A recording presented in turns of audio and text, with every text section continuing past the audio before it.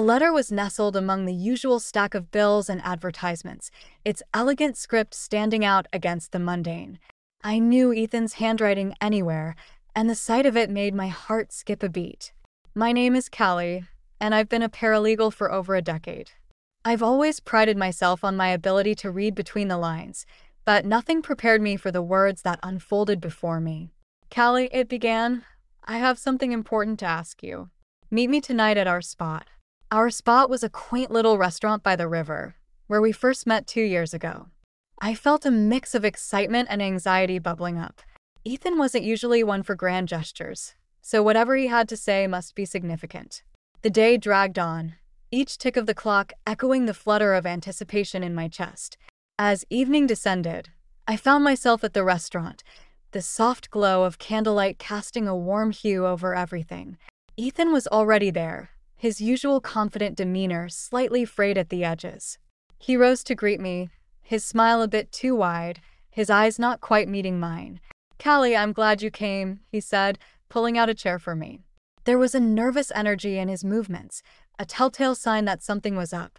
We ordered our usual dishes, and as the waiter left, Ethan reached across the table, taking my hand in his. There's something I need to ask you, he said, his voice barely above a whisper. The anticipation in the air was palpable. He paused, seemingly searching for the right words. I've been thinking a lot about us, about our future. I want us to be together, Callie. Will you marry me? The question hung between us, suspended in the air like a fragile promise. My heart soared, but before I could fully savor the moment, he added, I know it's a big step, and there's something else. I want us to live with my mother, Lorraine, at least for a while. His words landed like a stone in my stomach. Lorraine was a formidable woman, deeply attached to Ethan and not shy about expressing her traditional views. I'd always sensed she saw me as an outsider, someone who might whisk her son away from her influence. I tried to keep my voice steady as I replied, Ethan, I love you, and I want to be with you, but living with Lorraine, are you sure that's what you want? He squeezed my hand, his gaze earnest. I know it's not ideal, but it's important to her. She's been lonely since Dad passed, and I think it'd mean a lot to her. Besides, it's just temporary. I nodded, though my mind was racing. Love was supposed to conquer all, right? But could it withstand the weight of Lorraine's expectations and my own need for independence? As we left the restaurant, Ethan's arm around my shoulders, I couldn't shake the feeling of unease that had settled over me.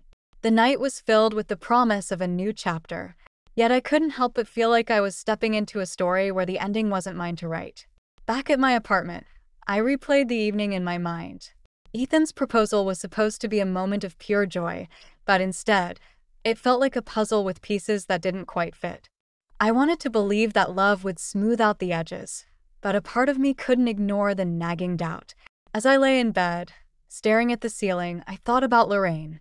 Her influence over Ethan was undeniable, and I couldn't shake the suspicion that this arrangement was more about her than us.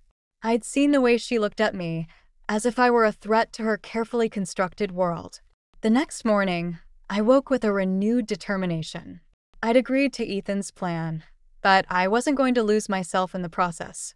I'd find a way to make it work, to carve out a space for myself in a world that seemed increasingly claustrophobic. But as I prepared for the day, a thought lingered in the back of my mind. What if this was just the beginning? What if the real challenges were yet to come?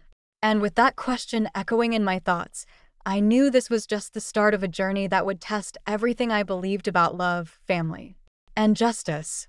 Moving into Lorraine's house was like stepping into a time capsule. Everything was pristine, but in a way that felt more like a museum than a home. The floral wallpaper, the antique furniture, even the ticking grandfather clock in the hallway, it all screamed of a time long past. I tried to make it feel like home, adding a few of my own touches here and there, but Lorraine's presence was everywhere. The first few days were filled with polite exchanges and forced smiles. I could sense Lorraine watching me, her eyes like a hawk's, always assessing, always judging. Ethan, oblivious or perhaps unwilling to see the tension, continued to assure me that things would settle down. One evening, as I was setting the table for dinner, Lorraine appeared in the doorway, her expression unreadable. Callie, dear, I noticed you've been rearranging the kitchen. I'd appreciate it if you left things as they are. I have a system, you see. I nodded, swallowing the urge to argue. Of course, Lorraine. I was just trying to make things more convenient. Her lips pressed into a thin line. Convenient for whom, I wonder? The question hung in the air, laden with unspoken accusations. I busied myself with the cutlery, pretending not to notice the weight of her gaze. Dinner was a quiet affair, the clinking of silverware the only sound breaking the silence. Ethan was engrossed in his phone, likely checking some financial report. Lorraine, however, seemed intent on maintaining the tension. You know, Ethan, she said, her voice cutting through the quiet, I was talking to Mrs. Harper today. She mentioned how important it is for a wife to support her husband's career, especially in these uncertain times. Ethan nodded absently, not catching the pointed look she shot my way. I felt my grip tighten on my fork, but I forced a smile. I completely agree, Lorraine. It's a partnership after all. Her eyes narrowed slightly, as if she could see through my placating words. Yes, a partnership. But some roles are more supportive than others, don't you think? I bit back a retort, focusing instead on the salad in front of me. Ethan finally looked up, sensing the undercurrent of tension. Mom, Callie's been a great support. She's always there for me. Lorraine's smile was thin. I'm sure she is, dear.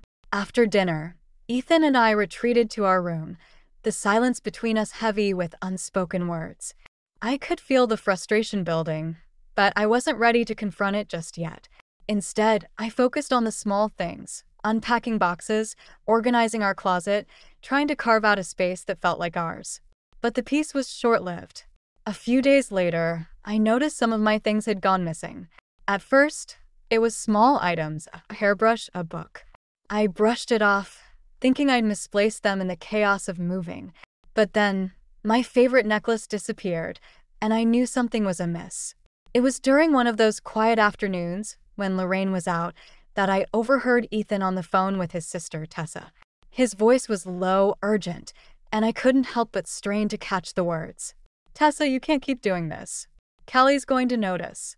There was a pause, and I could almost hear Tessa's voice on the other end, though the words were indistinct. No, I haven't told her. But you need to stop. It's not fair to her. I stepped back, my mind racing. What wasn't fair? What was Tessa doing? My instincts as a paralegal kicked in, piecing together the fragments of conversation. Something was happening behind my back, and I needed to find out what. The revelation that Ethan might be hiding something from me was a bitter pill to swallow. It wasn't just about the missing items anymore. It was about trust, about the foundation of our relationship. And as much as I wanted to confront him, I knew I needed more information. That night, as Ethan slept beside me, I lay awake, formulating a plan. I would find out what was going on, and I would do it without tipping my hand. The stakes were too high, and I couldn't afford to act on impulse. The next morning, I put on my best game face, determined to play the part of the unsuspecting fiancé. But inside, I was a whirlwind of emotions: anger, betrayal, determination. Whatever was happening, I was going to get to the bottom of it. I had a feeling that this was just the beginning, that the cracks in our foundation were deeper than I'd realized. And as I went about my day, I couldn't shake the sense that my life was about to change in ways I couldn't yet imagine. The tension in Lorraine's house was like a taut string, ready to snap at any moment. The days dragged on, each one a careful balancing act between maintaining peace and uncovering the truth. I couldn't afford to let my suspicions fester any longer, so I took a bold step. While Ethan was at work and Lorraine was out for her weekly bridge game, I installed a hidden camera in the living room. It was a risky move, but I needed answers. That evening, as we sat in the living room, the atmosphere was thick with unspoken words. Lorraine was flipping through a magazine, her disapproval of modern fashions evident in her occasional tuts. Ethan was engrossed in a financial report, his brow furrowed in concentration. Ethan, Lorraine said suddenly, her voice slicing through the silence. Have you spoken to Tessa recently? She mentioned she might stop by. Ethan glanced up, his expression guarded. Yeah, she said she might swing by this week. Why? Lorraine shrugged, her eyes never leaving the magazine. Just curious. It's been a while since we've all sat down together, you know. I watched Ethan closely, noting the slight tension in his shoulders. Something was definitely off, and I was determined to find out what. That night, after everyone had gone to bed, I reviewed the footage from the camera. The next morning, I sat at the kitchen table, my coffee growing cold as I processed what I'd seen. Tessa had indeed come by, rifling through my things with a carelessness that spoke of entitlement. But it was the conversation between her and Ethan that truly shook me. "Ethan, you've got to help me out," Tessa had pleaded, her voice tinged with desperation. "I'm in over my head, and I need the money," Ethan had sighed, running a hand through his hair. "Tessa, I can't keep covering for you. Callie's starting to notice things going missing. But you promised." Tessa's voice had risen, panic edging her words. "You said you'd take care of it." Ethan had looked away, his face a mask of frustration. "I'll figure something out, but you need to stop taking things. It's not fair to Callie." The betrayal cut deep, but it was the mention of money that intrigued me. What was Tessa involved in that required such secrecy? And why was Ethan enabling her? I decided to confront Ethan, but I needed to tread carefully. If I came on too strong, he'd shut down, and I'd be left with nothing but more questions. Later that day, as we sat in the living room, I broached the subject. "Ethan, I've noticed some of my things have gone missing," I said, keeping my tone light. "Do you think Tessa might have borrowed them?" He stiffened, his eyes flickering to mine. "Why would you think that?" I shrugged, feigning nonchalance. "I just thought maybe she needed them for something. You know how sisters can be." Ethan relaxed slightly, but there was a wariness in his gaze. "I'll talk to her. I'm sure it's just a misunderstanding." I nodded, letting the matter drop for now. But inside, I was seething. His evasiveness only confirmed my suspicions, and I knew I needed to dig deeper. That evening, I called Simone my best friend and confidant.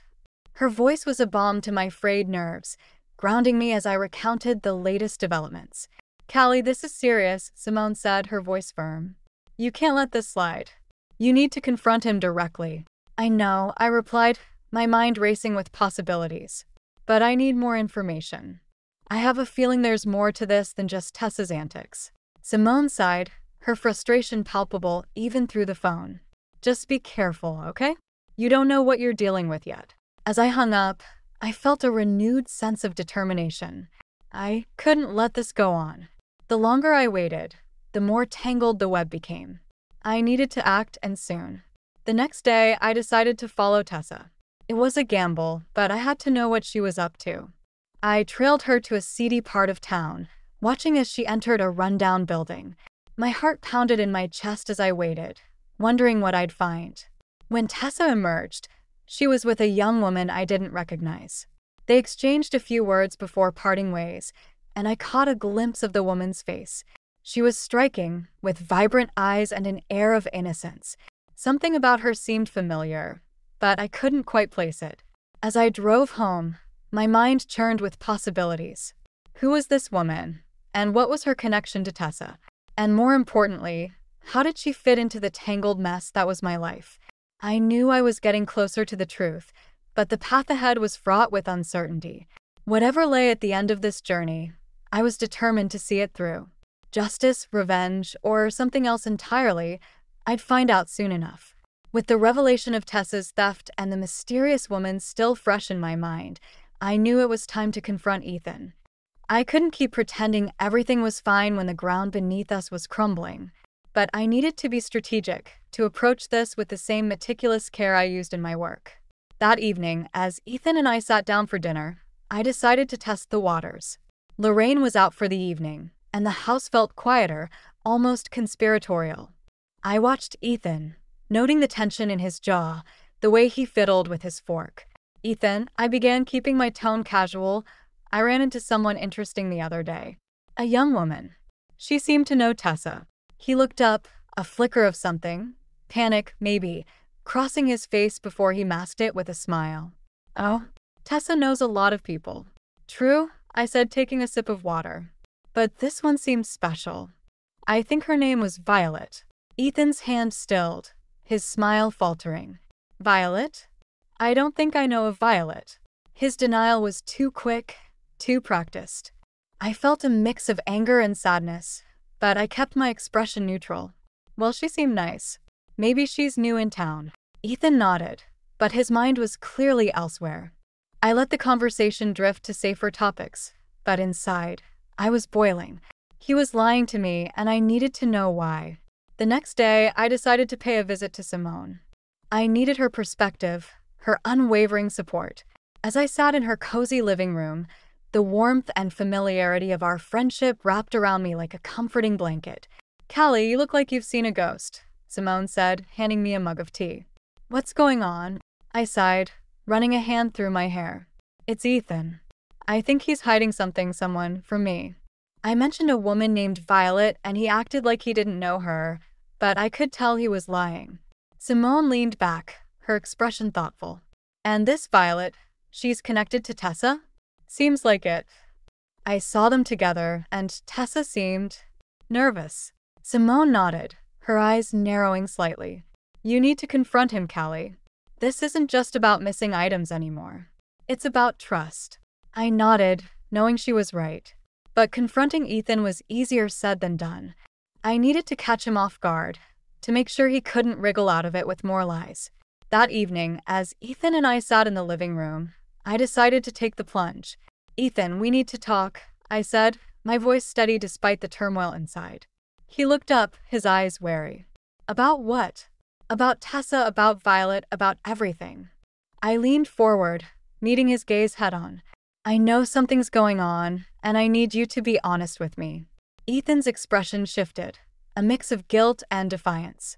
"Callie, it's complicated. Tessa's been having a rough time, and I've been trying to help her."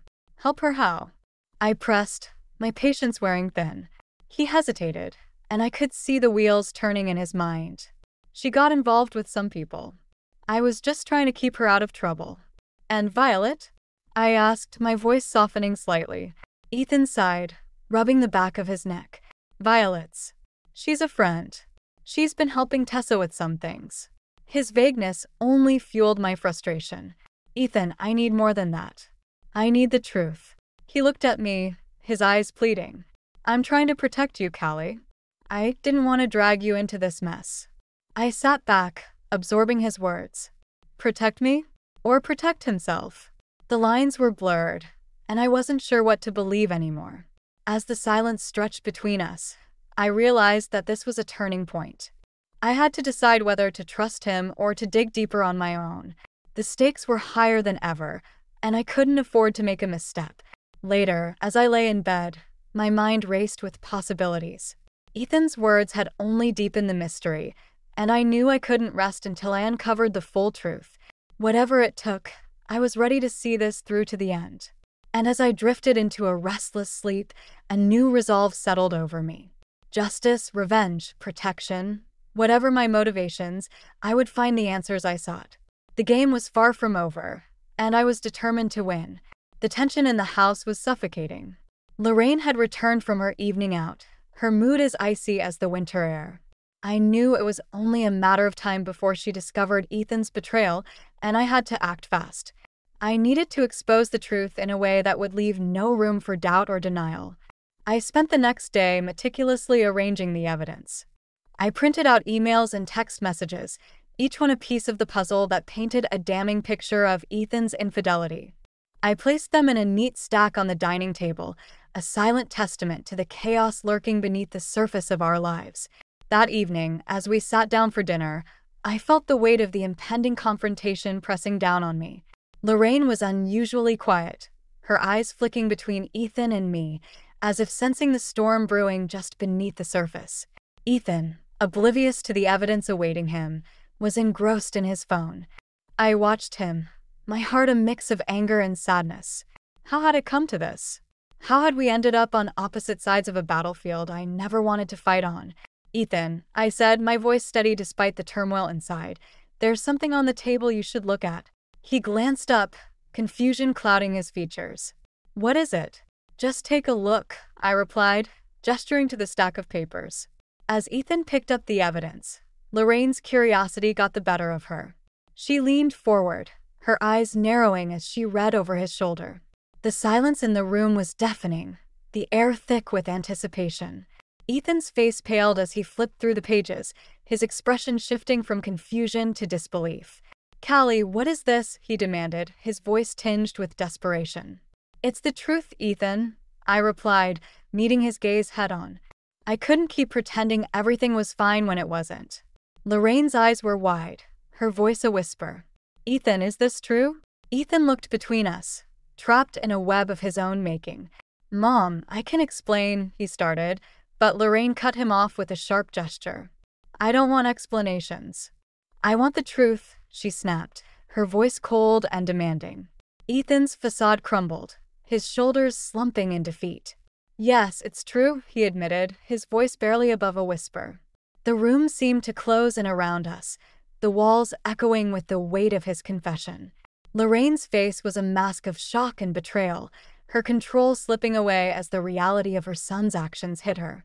I watched the scene unfold, a part of me feeling vindicated, another part aching with the loss of what could have been. I had wanted justice, but the cost was higher than I'd anticipated.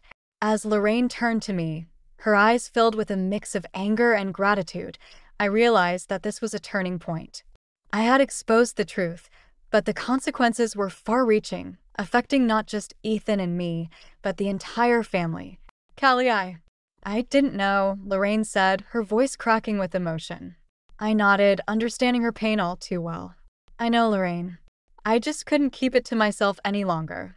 The silence that followed was heavy, each of us lost in our own thoughts.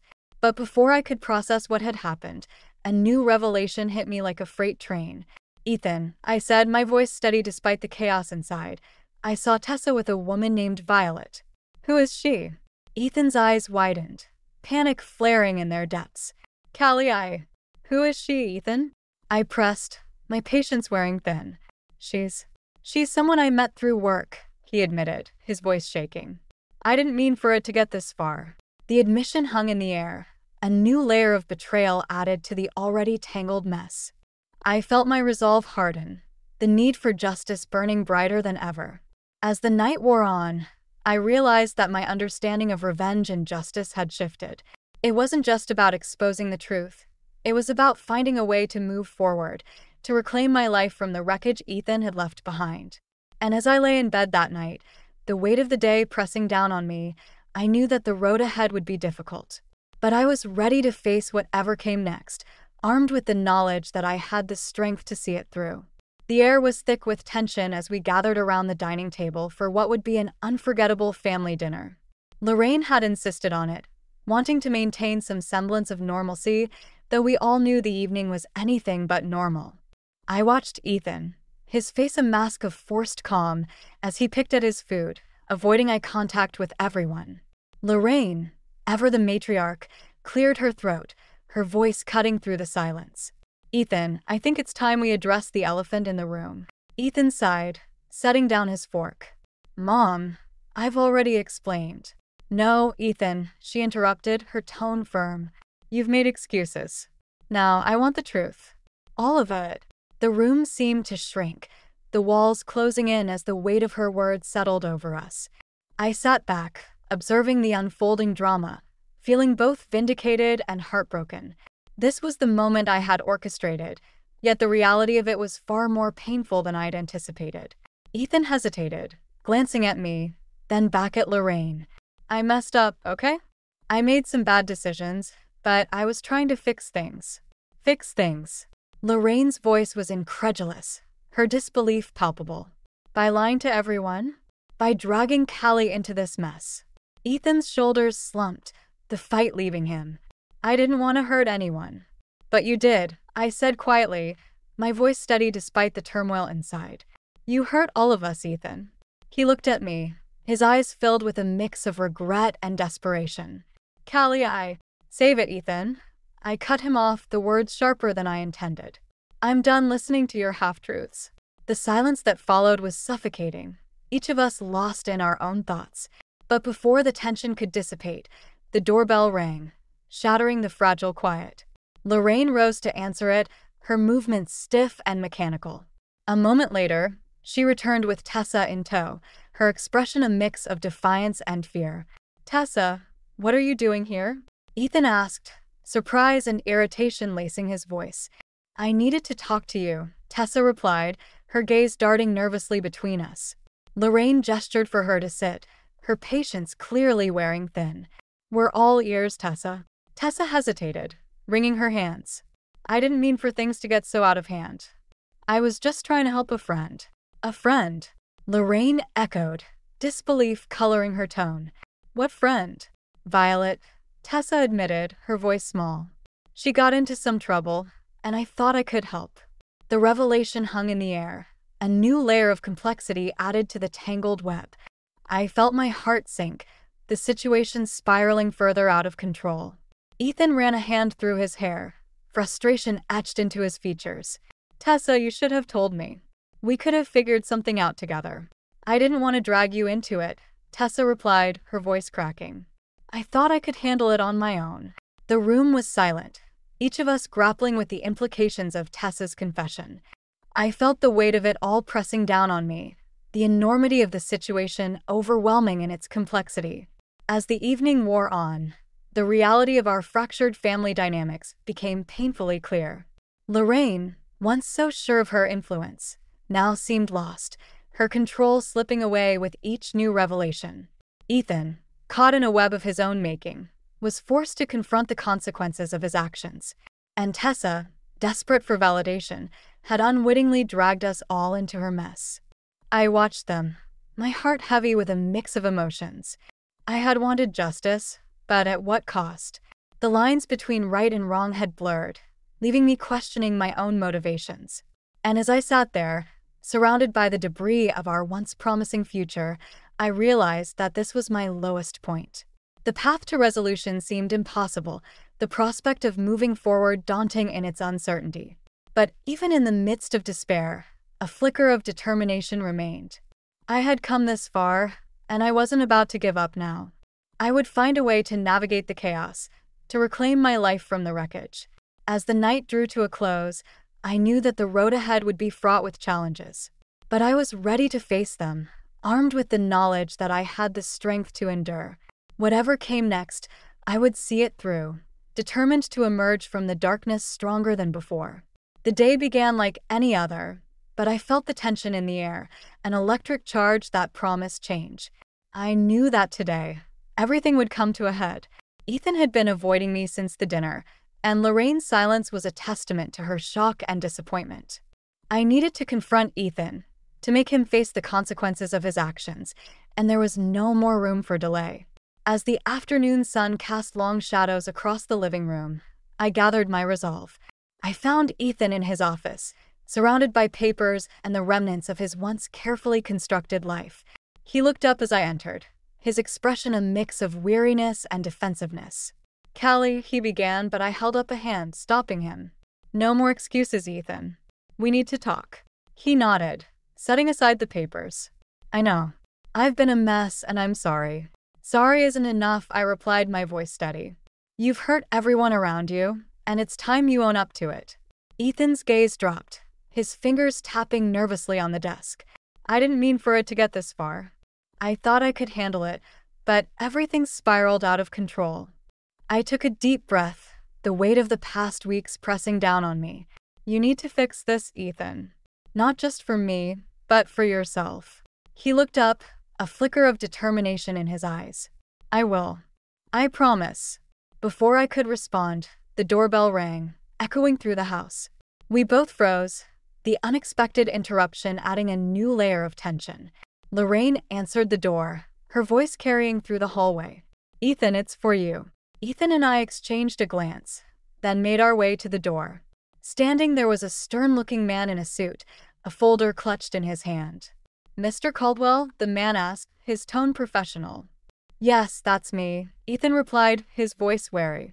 The man handed him the folder. "I'm here on behalf of the bank. We need to discuss the foreclosure proceedings."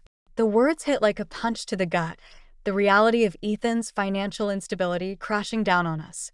Lorraine gasped, her hand flying to her mouth in shock. Ethan took the folder, his hands shaking. "I thought I had more time," he muttered, flipping through the papers. The man shook his head. "I'm afraid not. We'll need to resolve this matter quickly." As the man left, The silence in the room was deafening. Ethan stood there, the weight of his choices visibly crushing him. I watched him, feeling a mix of anger and pity. This was the moment I had been waiting for, yet it felt hollow. "Ethan," I said softly, "you need to face this. Running away won't solve anything." He nodded, his expression one of defeat. "I know. Before he could finish, Tessa appeared, her face pale and drawn. "Ethan," I heard. "I'm so sorry." Ethan turned to her, his frustration boiling over. "Tessa, this isn't just about me. You dragged us all into this mess." Tessa flinched, tears welling in her eyes. "I didn't mean to. I was just trying to help Violet." "Violet?" Lorraine's voice cut through the tension, her confusion evident. "What does she have to do with this?" Tessa hesitated, then took a deep breath. "Violet's been struggling, and I tried to help her, but it backfired. I didn't mean for any of this to happen." The room was silent, each of us grappling with the tangled web of lies and half-truths. I felt the weight of it all pressing down on me, the enormity of the situation overwhelming in its complexity. But as I looked around, a new resolve took hold. This was my chance to take control, to find a way forward. I stepped forward, meeting Ethan's gaze. "Ethan, you need to be honest with everyone. It's the only way to start fixing this." He nodded, his expression one of determination. "You're right, Callie. I'll do whatever it takes." The promise hung in the air, a fragile hope in the midst of chaos. As the reality of the situation settled over us, I knew that the road ahead would be difficult. But for the first time, I felt a glimmer of hope.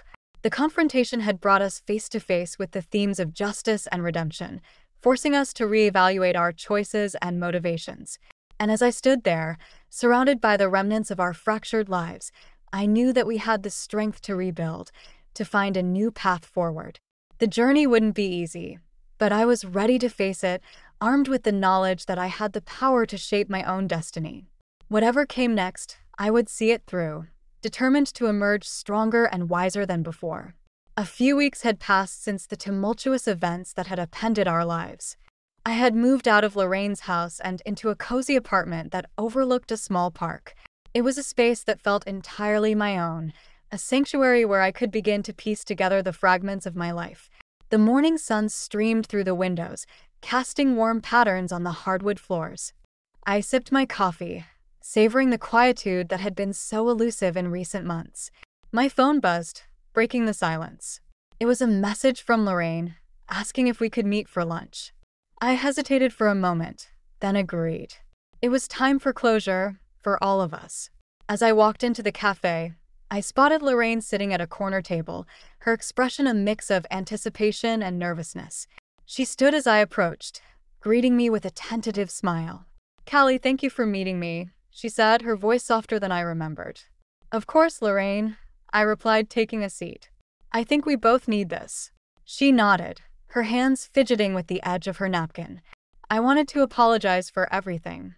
I was so focused on controlling the situation that I didn't see what was happening right under my nose. I shook my head gently. "We all made mistakes, Lorraine. What matters is how we move forward." She smiled, a hint of relief in her eyes. "Ethan's trying to make things right. He's working with the bank to sort out the financial mess, and he's seeing a counselor."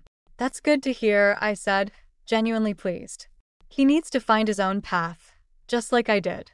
Our conversation drifted to lighter topics, and for the first time, I felt a sense of peace between us. Lorraine was still the formidable woman I'd always known, but there was a vulnerability there now, a willingness to change.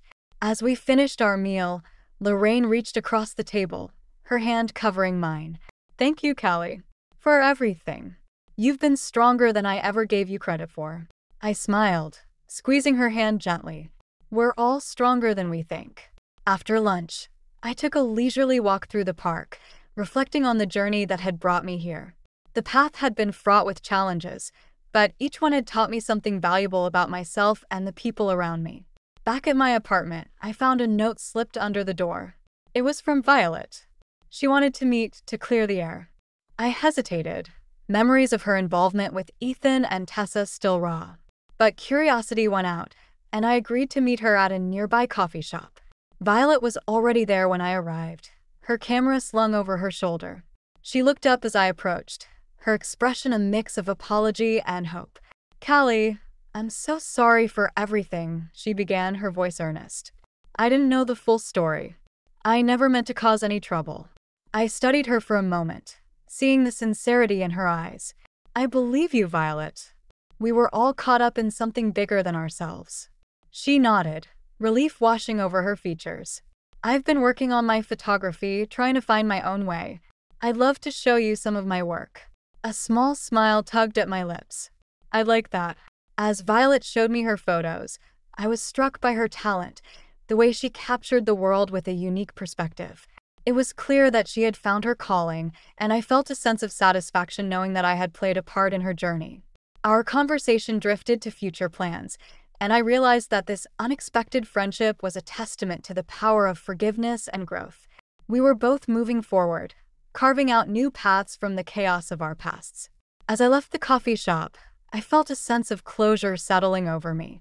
The journey had been long and arduous, but it had led me to a place of understanding and peace. I had faced the themes of revenge and justice head-on, and in doing so, had found a deeper sense of self. And yet, as I walked home, a lingering question remained.